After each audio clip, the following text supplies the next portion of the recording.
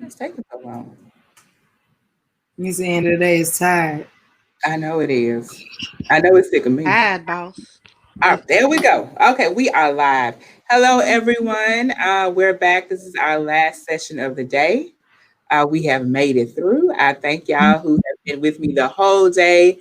I have really enjoyed this, and I hope you have too. I hope you've gotten some gems and some nuggets and some things you can apply to your life to improve your situation. If or just had a good time because I know I have. We'll definitely still be active in the chat. So continue to leave questions, comments, concerns, anything like that over in the chat. And I'd like to introduce my co-host, this Black Girl Beautiful panel that we got. This last thing. We have Maisha Hutchinson, who is a governmental affairs professional. And we also have Shelly Bell, who is the founder of Black Girl Ventures. And so they're going to talk about CARES Act and navigating this legislation from their particular experiences. So, Aisha, why don't you go first? Then we'll follow up with Shelly, and then we'll just keep this thing rolling. Okay, well, good evening. This is like for real legit my first virtual summit. Karma has put me on. I'm gonna put this on my resume. I want to say that. Black girls rock completely. Well, again, good evening, you all. Again, I'm a governmental affairs specialist, professional, and so I know that Michelle did a deep dive into unemployment. So I'm not gonna waste your time. I'm gonna talk about the 7 points of the CARES Act. I think it's very important to understand where the $2 trillion went to, and what's going to be next. Because legislators they are working on CARES 2.0, and we need to hear from everyone to know what was left off, who was left out, who felt disenfranchised from the process, who didn't understand the process, who never even got a chance to get started on the process. We need to know everyone's experience. So I'll start. $2 trillion, 560 billion went to individuals with unemployment, and what we got today, or you got yesterday, or Monday, are you gonna get your stimulus check? $560 billion. I'm gonna go real fast. Big corporations got 500 billion. Small businesses got 377 billion. State and local government 339 billion. Public health 153 billion. Education 43 billion, and the safety net, the federal government 26 billion. And safety net also includes SNAP benefits. It includes those government benefits that we already have in place. So for individuals, the unemployment benefits do include freelancers. There's something in the CARES Act called the Pandemic Unemployment Assistance Program. And Michelle, I see that she went into that and gave you all good information about that. It also includes student loan relief in the education portion.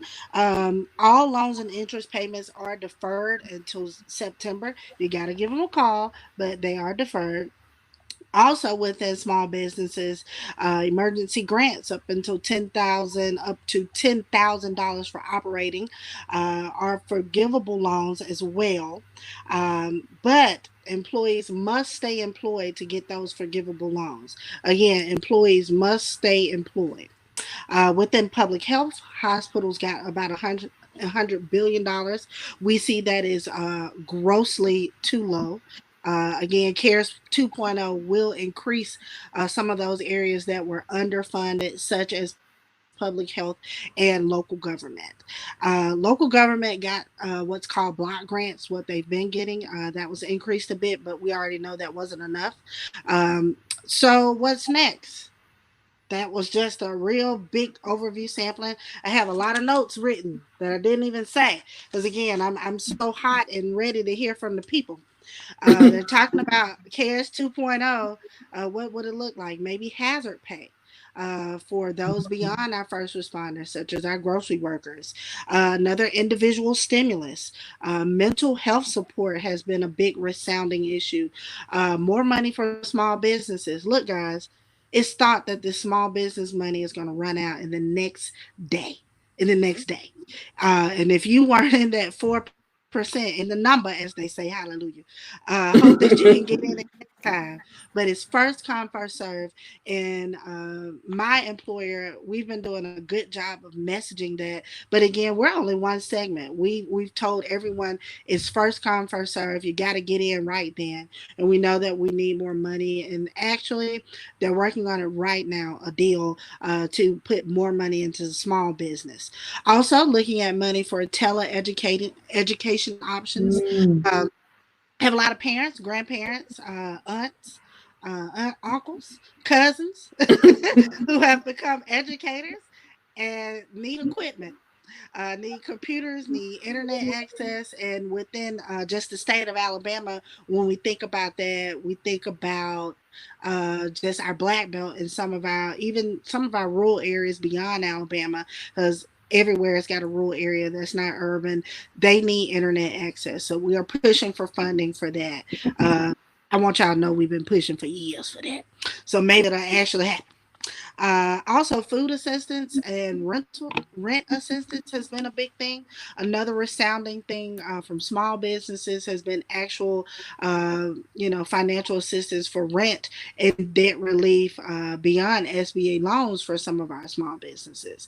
So that's kind of what CARES 2.0 may look like. Nothing specific left. We do realize there are a lot of populations left out of the stimulus check that folks will be getting. So again, that will be reviewed again. It's thought that maybe the stimulus check will be increased. But again, I want to hear from people, real life experiences of what you would like to see in CARES 2.0. And I'm going to leave you all my contact information because I've got so many FAQs. I want you to use our website, terrysewell.com. Literally, you can Google Terry Sewell. We have a COVID-19 link. You can go in there and look at all our FAQs or frequently asked questions, and that's tons of information. So that's all I got. I'm going to leave it to the other black girls that rock on this page. Awesome. Thank you so much. Thank you for having me, Carmen. That was so informative, Maisha. That was amazing. I'm Shelly Bell. I'm the founder of Black Girl Ventures. We work to create access to capital for Black and brown women. One of the ways we do that is we do a crowdfunded pitch competition where we travel the country, which will be virtual now. And we actually engage the audience to donate to the women who are pitching. So I am one of those real world people that Maisha was saying she want to hear from. I applied for the payroll protection program. I also applied for the $10,000 economic disaster loan, which will be forgiven if your employees stay on. And it was interesting. So there's a couple of things. I've also been in contact with the National Women's Business Council. Also reached out to Senator Ron Wyden's office to get some clarity on things, and they sent me a bunch of summaries. But things seem to be changing so rapidly that you didn't necessarily know which thing to hold on to. I've even gotten feedback that some people who had applied early on, they ended up having to reapply. So that was one of the things that happened to them. I think there wasn't at first a clear, this brought up a lot of things because I don't think that there was a clear understanding of what the government's role is and what the bank's role is and what the individual's role is. So what's coming out of this while we're having conversations with, Black and brown women about what's happening in their business and getting them prepared and ready and what it looks like is a couple of things that I realized. One, there hadn't been, and I'm hoping maybe this will come down the pipe, but because you have to go to your bank to actually apply for the loan, your bank may not have like a worksheet for you to look at first. So you're applying for this in real time. And so I've been kind of pushing back on that in my circles and asking like accelerators and incubators to actually send me a document with their questions. Because if you're looking for opportunities as an entrepreneur to get into some of these training programs, but you have to do that in real time, it causes a heightened level of anxiety. And that's exactly how I felt while I was applying for the economic disaster loan. The language doesn't feel as clear So Bank of America is fairly easy. If you log in, you're kind of clicking through the process. But one of the things that it said was for the Paycheck Protection Loan, it asked me to multiply our average payroll from the last year times 2.5 plus the EIDL, which is the economic disaster loan. And then it gave me a link to click to the economic disaster loan page. So I clicked, I'll go, I'm on the SBA, and I'm not understanding. Like, I'm smart, but I'm looking at this like, so do I just add $10,000? Like, I wasn't, it didn't give me like an example that says this is what it might look like if your payroll was this average, and it didn't give me any of that. So I'm looking like, so do you just want me to add $10,000? Or could there have been a checkbox that says, do you want to apply for the economic income disaster loan too? And I could have just checked that and it automatically calculated $10,000 for me, right? But I didn't check it because I wasn't sure. So I didn't add the $10,000. There was no box. I didn't add the $10,000 because I wasn't sure. I just did the payroll protection piece. So later that night, I'm like, dang, I didn't apply for that $10,000. So I'm not stressing out. Like, do I need to call my bank? Like, remember I was telling you earlier too, Maisha, like, what can I do? But it's actually a whole separate application as well. So if you apply for payroll protection and you didn't add that, if your bank didn't give you that option, then know that you also can go to the SBA website and apply for the economic income disaster loan. And so I did that on the separate SBA website. Now, here's the thing about the SBA website application. They're attempting to streamline it. And because of that, you have multiple kinds of businesses answering similar questions or questions that may or may not apply to them. So they asked me, was I a nonprofit? I click yes. As I go through the application, there's a point where it says, is this company owned by you? Like, who are the owners? Well, nobody technically owns a nonprofit. So I was stuck, like, do I put 0% or do I put 100%? Because nonprofit, the 501c3 is a designation. So you do have a company that you own, and then you get the 501c3 designation, but it still wasn't clear to me what I should do. And so I think in those kinds of places where, like, you might have all the things, but the questions are not clear enough. The way you should answer them don't feel clear enough. I will say that we were lucky that we had ADP as our payroll system over the last year, and ADP sent us a complete report that I didn't have to ask for. So the report had our averages already on it, thank God. So all I had to do was plug in the numbers when it came to me filling out these documents. Another thing is accounting. Maisha and I was having some conversation about this. Over the last year, my mom's an accountant, but I didn't have deep levels of accounting. I mean, she was just doing basic, like, the bookkeeping for us. And so that was making sure that our expenses match up so that we can run reports. And so for the economic income disaster loan, you will have to answer your gross revenue. So it was easy for me to just go hit a button, run a report, and get my profit and loss statement to be able to see what my gross revenue was, because we had someone who had been doing the bookkeeping for us. So just thinking about your management on an ongoing basis, are you doing some of the things that are fairly simple and easy to do to keep yourself on top of things in case you need reports for times like this? So, yeah, I mean, I have more, but I'll stop there for us to have a dialogue about some of the information.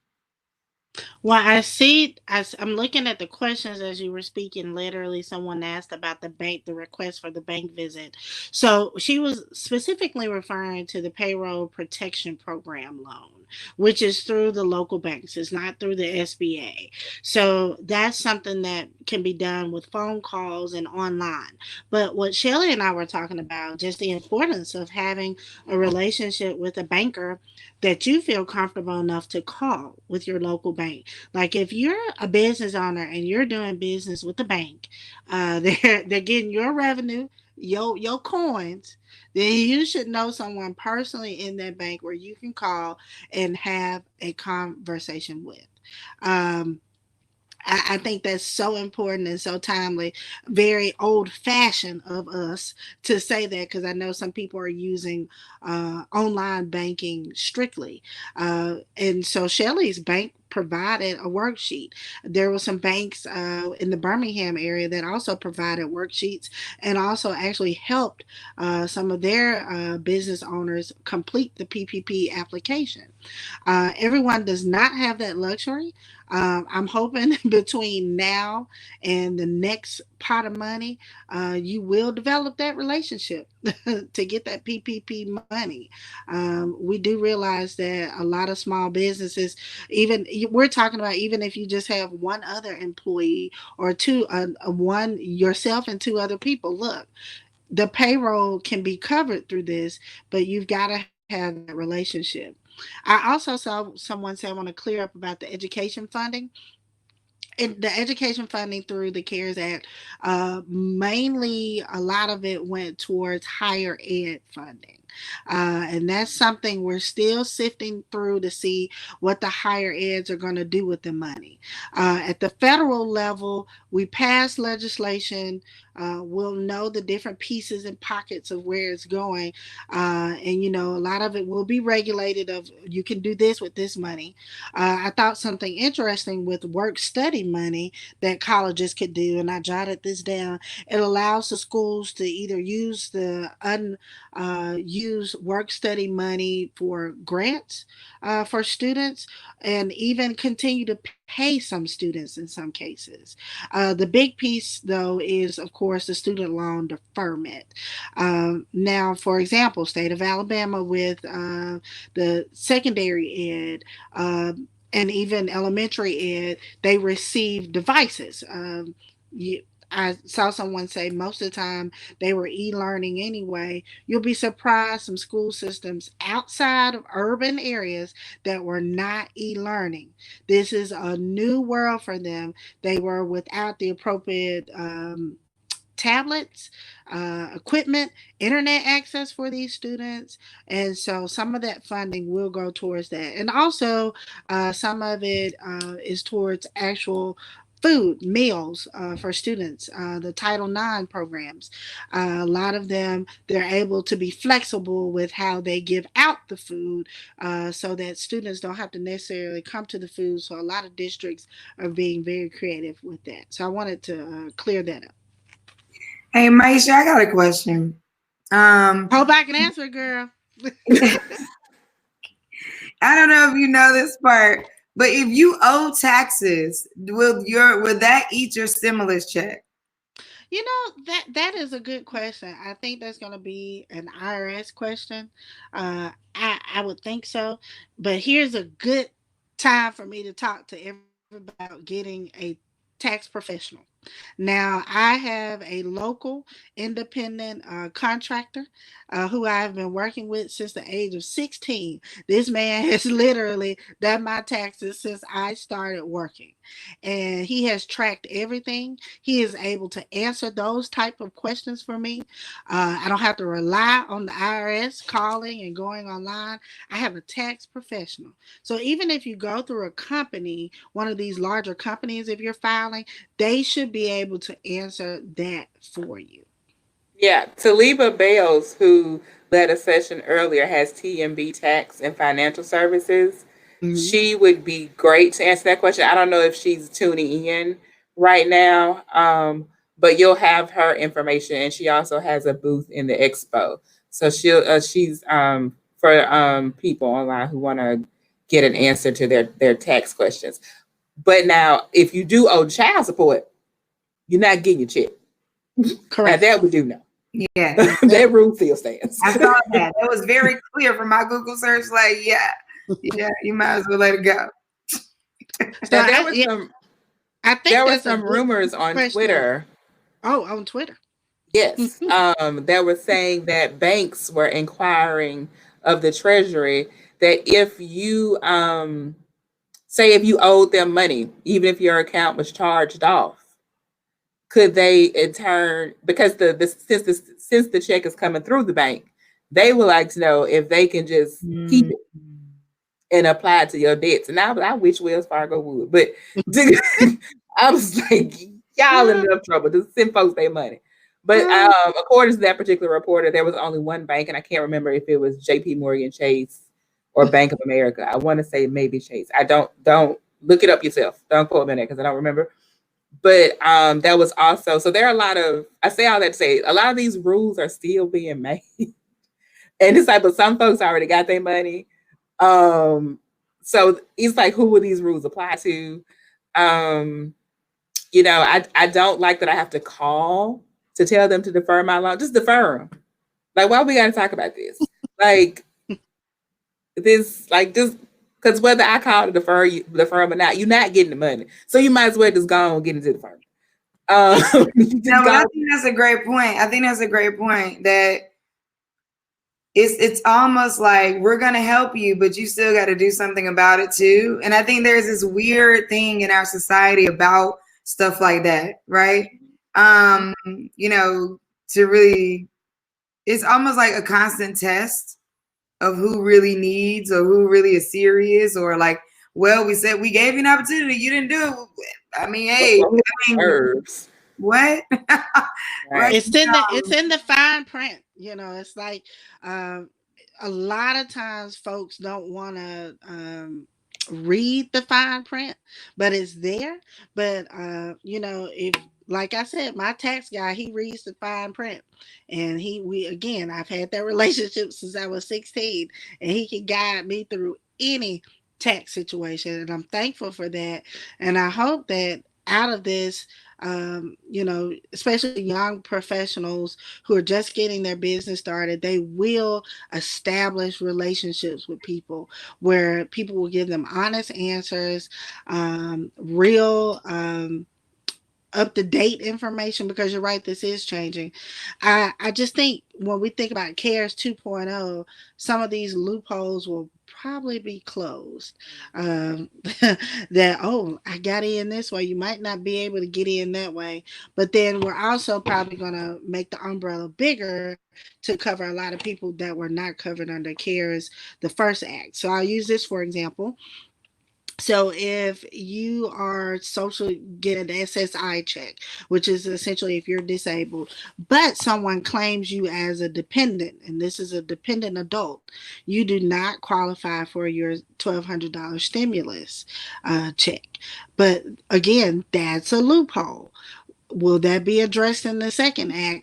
We don't know how many people that it did that affect. I mean, they're going to run numbers and they're going to run data to see if that's a loophole they need to close. Someone asked on the timeline of questions I see.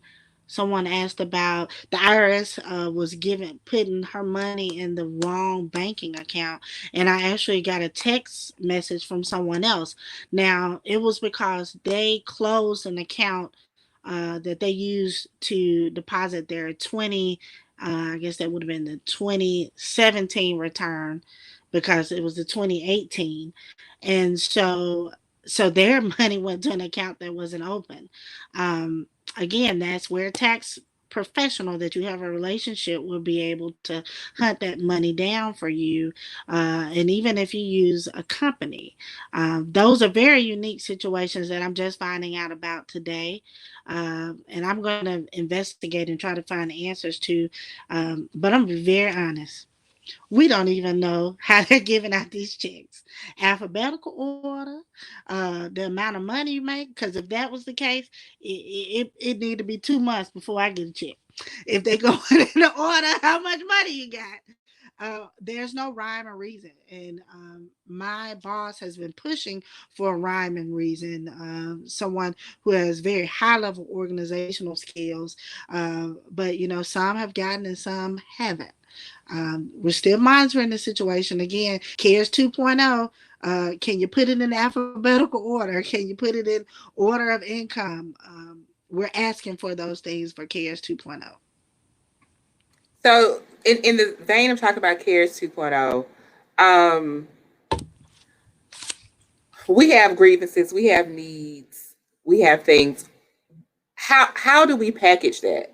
Like how do we voice our concerns in a way that we're actually not only just venting, but we're communicating, that we're giving people action steps so they can follow, so we can hold them accountable.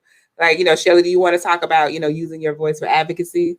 Yeah, for sure. And I think this goes back to, this is a great question, because it goes back to what can the government do versus what is a banking issue, right? I mean, I don't know if in the CARES Act it said that you had to have a business banking account. I don't know if in the CARES Act itself that it actually said that you had to have that business banking account open by a certain time. Maybe, I'm not sure, but I do know that that's what the bank is saying. They're saying if you have to have an active business account by February of 2020. So, I mean, and it makes sense for them to put those kinds of things around it. But when you're looking to advocate and use your voice, you it will fall on deaf ears if you don't know what the person you can talking to can actually, that you're talking to, can actually do. Like, what can they actually push the needle on, right? I mean, similar to what I just said to Maisha, which is like, if you get a stimulus check, is that going to eat your, I mean, if you owe taxes, is that going to eat your money? Well, she can't necessarily answer that, because the act is what says that the money should happen. The IRS is the next part of how it can be divvied up. So like trying to make the decisions between like who, even going back to what you were saying, you heard on Twitter about the banks trying to take it for things that you owe them. And that probably is a state thing. The states could also be having a conversation like, should we take it for what you owe us? This is where I think asking the question of, is that in the act and can it be in the next act, is a great question. That's a great place to start.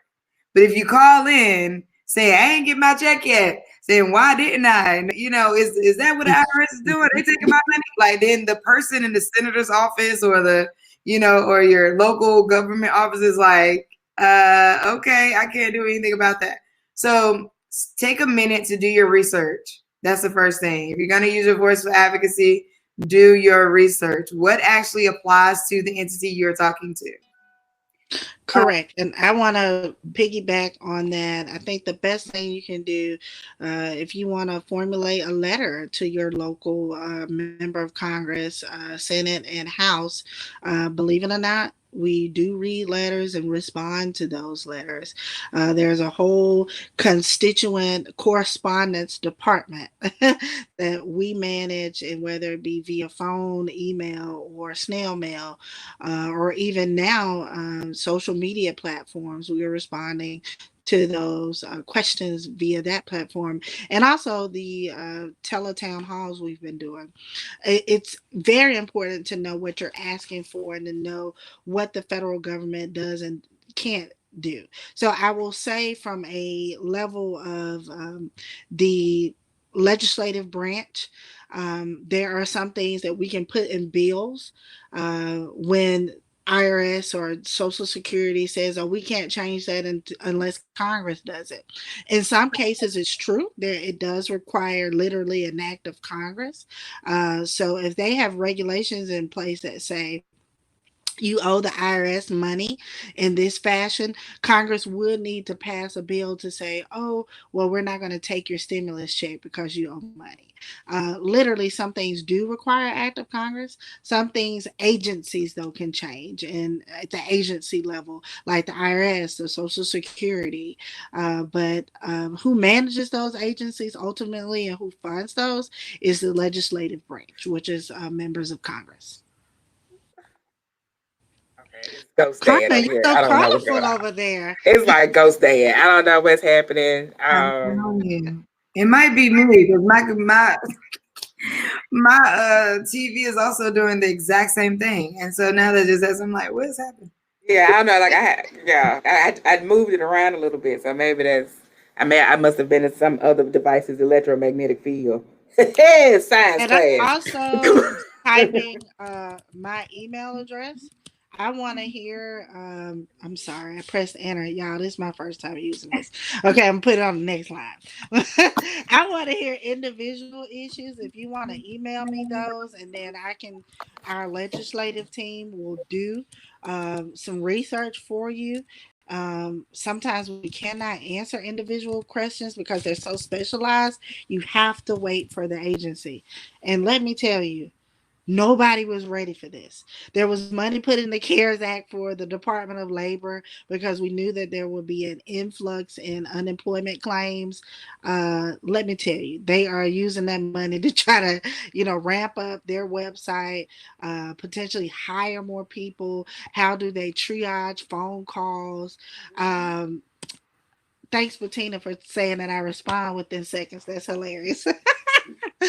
But there was money to help these agencies, but we just could not predict the influx of phone calls and just emails and requests.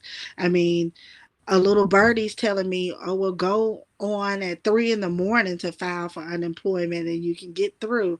Well, set your alarm and try it. We've had people to call us and tell us, "Oh, that worked perfectly." Me waking up at 3:30 in the morning to file unemployment, it went right through. So I would. Oh, I'm sorry, Carmen. I don't know if you have other No, questions. go ahead. Go ahead. What is the energy like, Maisha, from representatives, and just like the like, are people scrambling, like, are, because our government is also not modernized, so I can't imagine what the energy is like around trying to push this through, up all night, combing through what kind of, it's so nuanced. The way to care for, all the people in the country is so nuanced. So, I appreciate the Absolutely. work that you and your office is doing.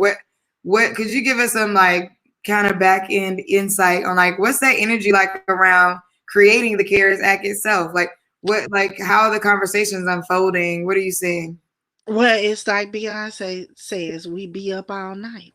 Um, Literally and unfortunately, when this next act goes in and we really start hammering down, and Nancy Pelosi says, we need your request now, it will be 10, 12-hour days, making sure we have filtered through emails, phone calls. We are calling our stakeholders. We are right now getting some information together for the governor of our state. I think probably other states are doing that too. The energy is that this is new for us, and we don't want the American people or constituents within our district. We don't want anyone to suffer.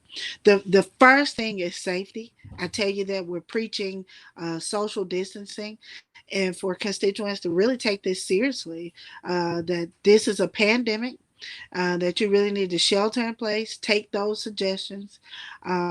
Again, connecting people to internet options. We represent one of the poorest parts of the state, and so the internet connectivity was already bad before this. Um, and it's really just unearthing a lot of inequities that we've known about. This is not just state of Alabama. This is the entire country and people of color. And what will this do to set us back financially? Um, when we think about equity, I mean, these conversations are going on right now. What can we do to continue to help people? It's literally our chief of staff is taking calls from constituents. Okay. If you know anything about a congressional office, a chief of staff taking a call, you think, oh, well, some of them are hard workers. And for the most part, they are. But a lot of times they're very high level meetings. But it's nothing for my chief of staff or my member of Congress, my boss, to text me or pick up the phone and call me. Hey, I got this message. I heard about this. Is this true? It's changing so fast. we're trying to keep up with it.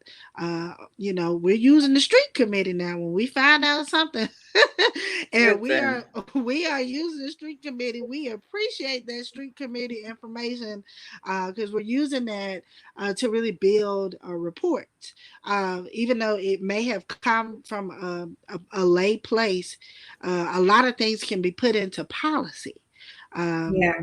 Yeah. and that's what we're working on. So one of the things I would love to see put into policy is an incentive for people to shop local with some of the money that they're getting back. I think that we're gonna need to think through how do we get people to act again, buy again, go out again at some point in life.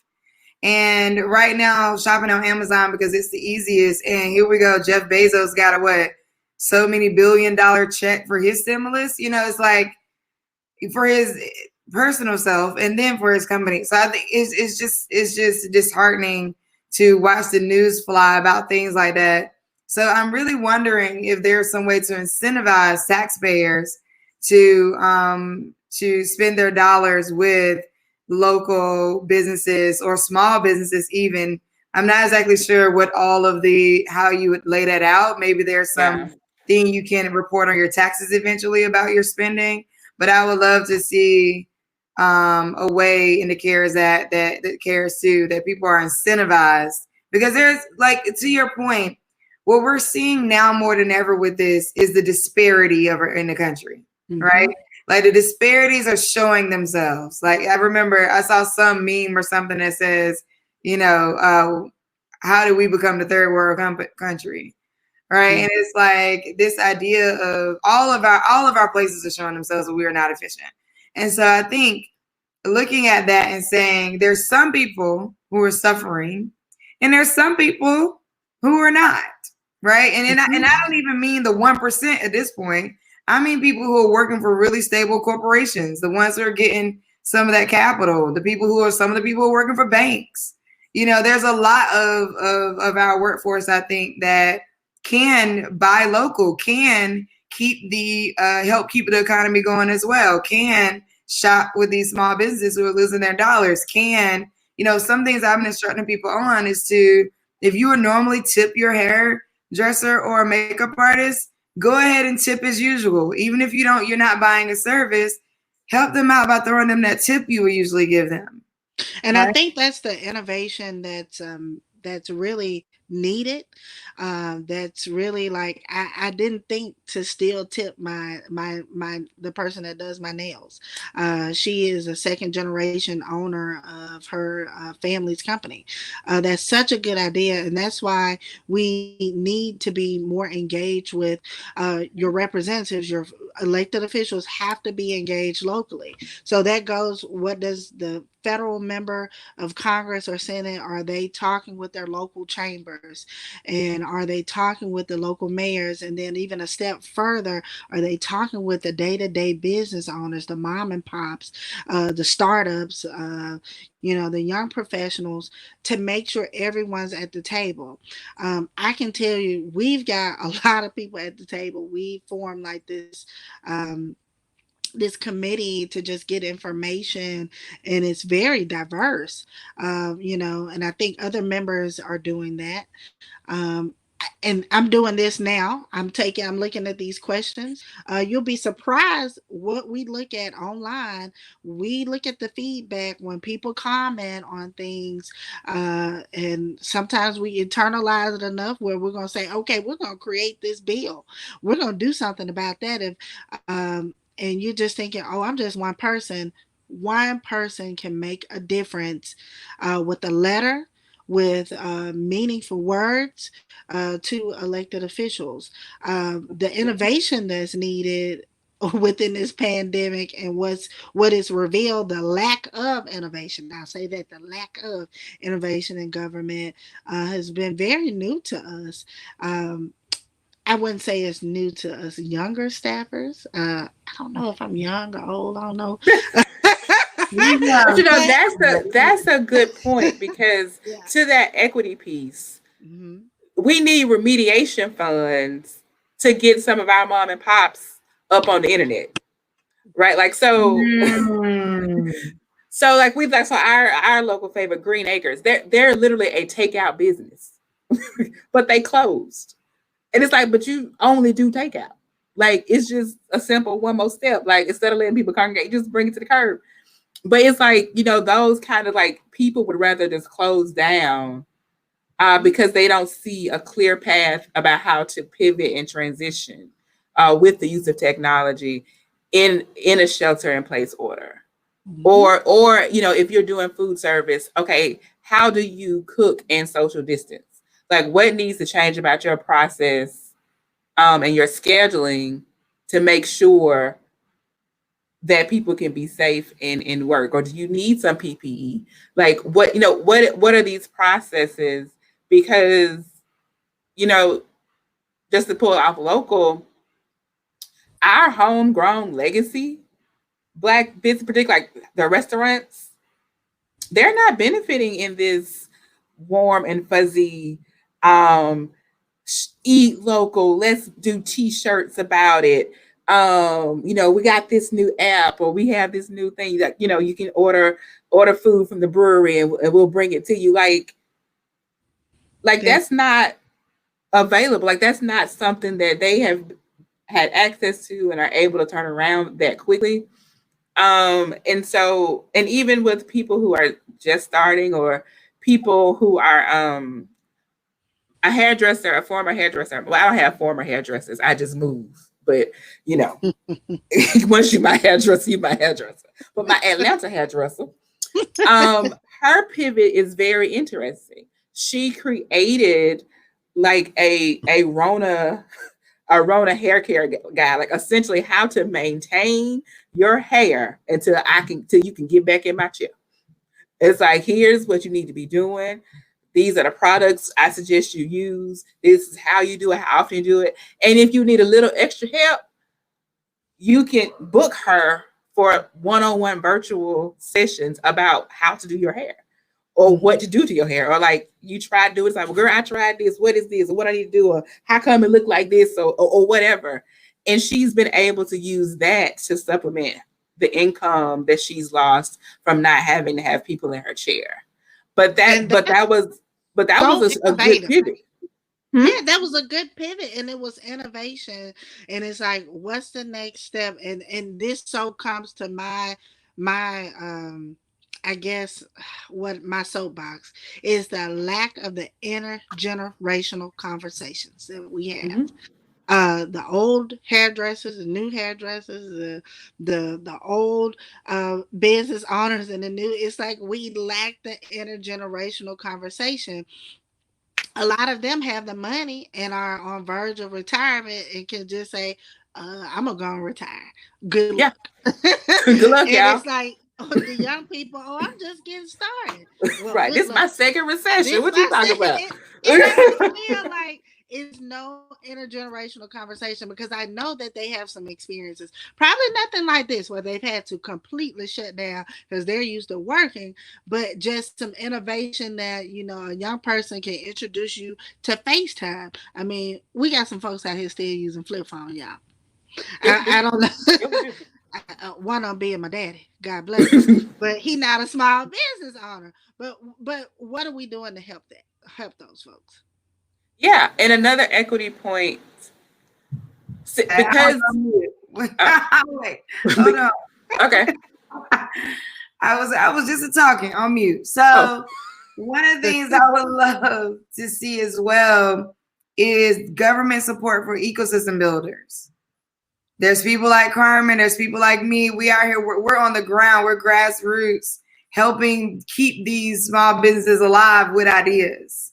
We are the ones that, so for so in the government, it's called entrepreneur support organizations. It's not called ecosystem builders. But I would love for them to throw, some part of the money, even if it's a small portion, toward entrepreneur support organizations, because we're the ones that all those people end up coming to. We're yeah. the ones working them through those innovations. We're the ones saying, hey, I'll hire you. Hey, here, do this seminar. Hey, here, come talk to these other entrepreneurs.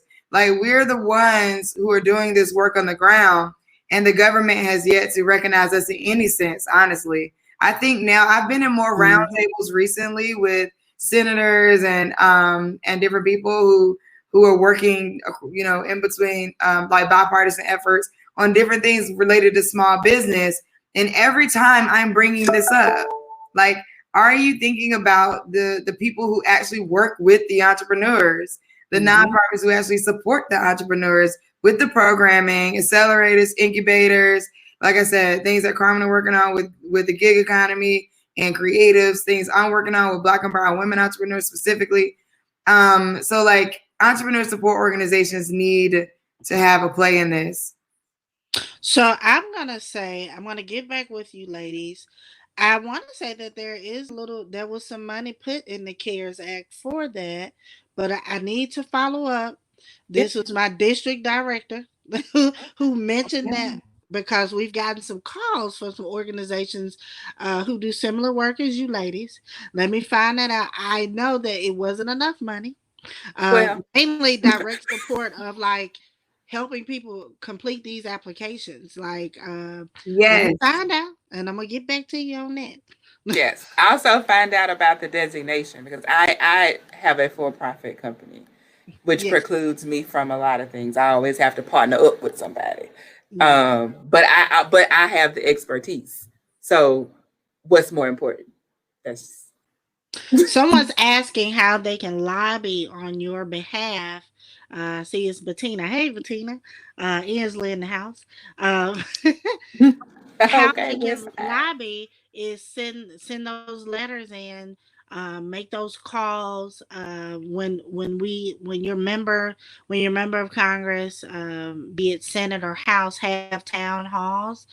Make sure you're asking those questions, and I tell you who are good people to really be in good contact with are the staffers that work for these Mm-hmm. members. I mean, it's great talking to a member. It's cool getting your picture with them. They are usually. I know my member is hands on. She's usually the smartest person in the room. However, the meat of the work, who's going to remember is the staffer. So everybody has a ledge team. So it's good that you get those letters like to people like me. I do outreach and engagement, governmental affairs. I get those to our ledge team to make sure, hey, this is on the radar. Follow this. Make sure we know what's going on and what legislation we can introduce. And a lot of that, again, is bipartisan legislation. So we're always going to be looking for another member that's got this on their radar, which I say 99% of the time, there's somebody else around the country with these same questions that we can partner with. I'm Absolutely. wondering, Maisha, my question is like, is it about the volume of letters? Because I think one of the things I just thought about was as Black Girl Ventures, we could say, hey, we're letter writing to our Congress people, we're letter writing to our staffers, staffers of our Mhm. representatives. Like we're gonna sit down and have a day, or this is our day of letter writing. Like I could absolutely do that with our audience, Mhm. but they would be so far across the country that I'm wondering, does it matter that there is an influx of from one area, or does the like couple here, couple there, does that go anywhere? Well, I know we know it when we get an influx, and usually it's these advocacy organizations. I tell you, who's really good about it. Someone like the American Cancer Association, and a lot of these different specialized diseases that have advocacy organization, even professional organizations like nursing association, bankers association, real estate association. Mm-hmm. They'll get involved in one issue where they'll see a bill that's coming up. Oh, this is going to affect us negatively, or they'll see a bill that they'll say, oh, this is going to be good for us. We've got to get our local members on board. So the advocacy comes in where they talk to us on a staff level, and if they're in DC, they'll actually stop by the office before social distancing. They would actually, and even stop by the local district office. So I would say maybe getting in touch with the members ledge person who handles that, because everything's kind of divvied out. You've got someone who does health education. You got someone who does economic development. Having those relationships, asking those specific questions, and the average person wouldn't know to ask that. But I'm just telling you what to ask, what to do, when you've got the ear of a member of Congress or their staff. Okay, thank you. That's helpful because I could have the ear of some of them, and I want to be better at the advocacy level of that. Mm-hmm. Are there any resources that you think are really great for if people want to stay abreast of bills that are coming through or about to come through that are about their things they care about or something they're working on? So there are several ways. You can literally Google a bill, or if you're thinking something's on the radar, Google it. But there are several ways, and every state kind of handles it different. So it would just be case by case. Okay. Another point that I wanted to make, since I talked about healthcare earlier, um, because we're not sure about the long lasting effects of this disease, um, potentially, like, so if in fact as a respiratory illness it does actually diminish the capacity of your lungs after having it, I definitely think there needs to be consideration around disability claims, increased healthcare costs, and loss of productivity. Right. So we're talking about future of work. Mhm. um, that's part of the future now. It's not just the technological part, but if you got a whole swath of a generation of people who are now no longer going to be as healthy as we predicted they would be in order to be effective during their prime working years, how does that affect our GDP, our local tax base? Like, I mean, like that. Like, I'm definitely interested in understanding how the ripple effects, how this healthcare issue will continue, particularly from an equity standpoint, right? So if Mhm. we already got less, if we're already more unhealthy, um, it's like, what is that, and what legislation needs to be, what legislative or advocacy groundwork needs to be laid now, so we have a fertile ground to bring these points up and be like, hey, this is my second recession. I ain't even 35. Okay. Now double one of my lungs work, and this is it. It's like, so now what?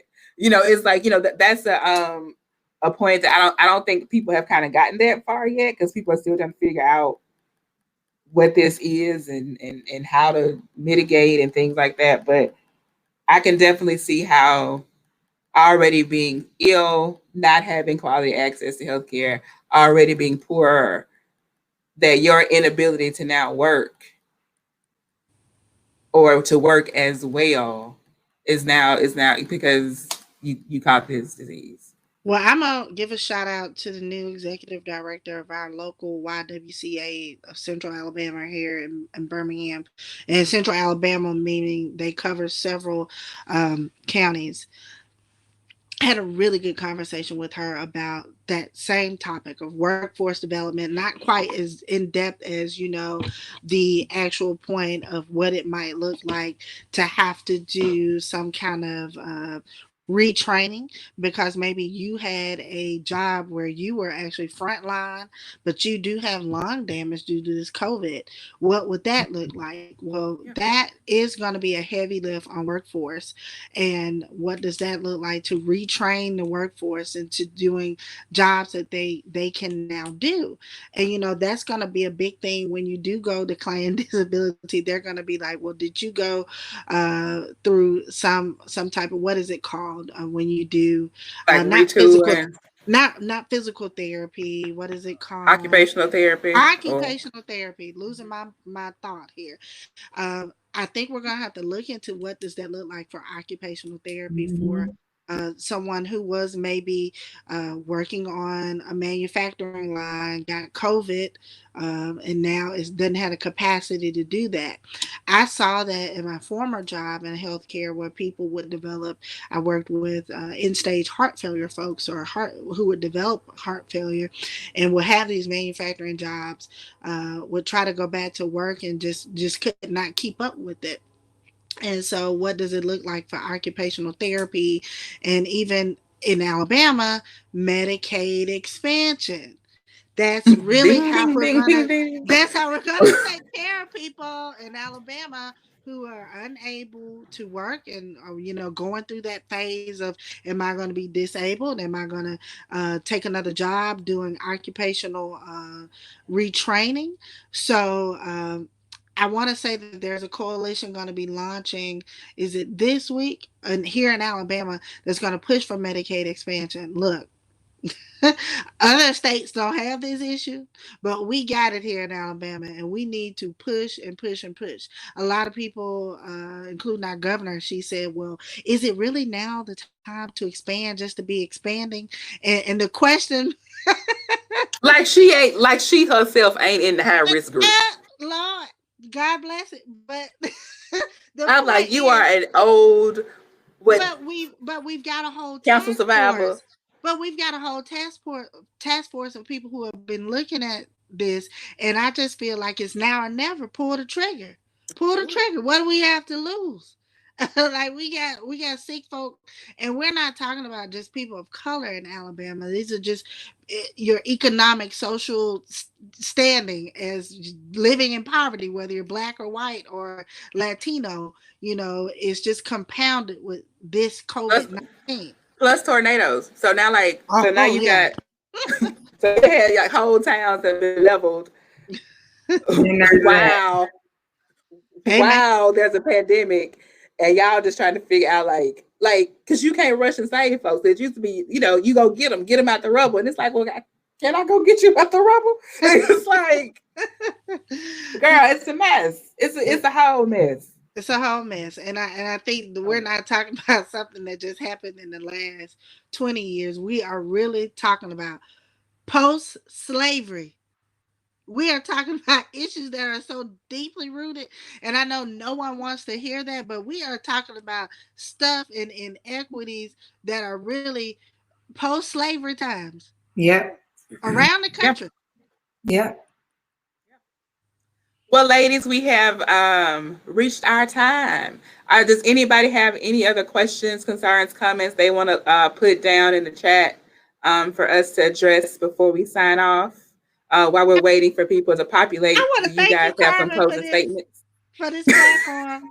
Girl, I want to do this again. This was fun. Well, girl, look, we can do a whole one about how to write your congressperson. That'd be Oh, great. that's a good one. That is a good one. I have enjoyed being in the presence of you ladies. Y'all are powerful, doing powerful things. Sorry, And thank you so much for your work. I mean, you're talking about what front lines look like.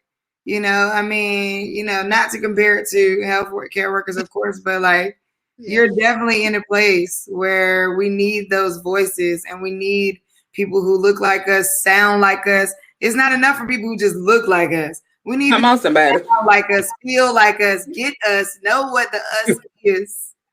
better try to get that collection plate passed around. Come on, pass. Come on. Let me put the elevator's cash app down in the, in the comments. Oh, Make no, sure I this put is that in. so good. Thank you so much, Carmen, for pulling us together and just Thank congratulations y'all. on your success for the day. Thank Amazing you. Thank you. speakers, amazing efforts. It's just been really great all together.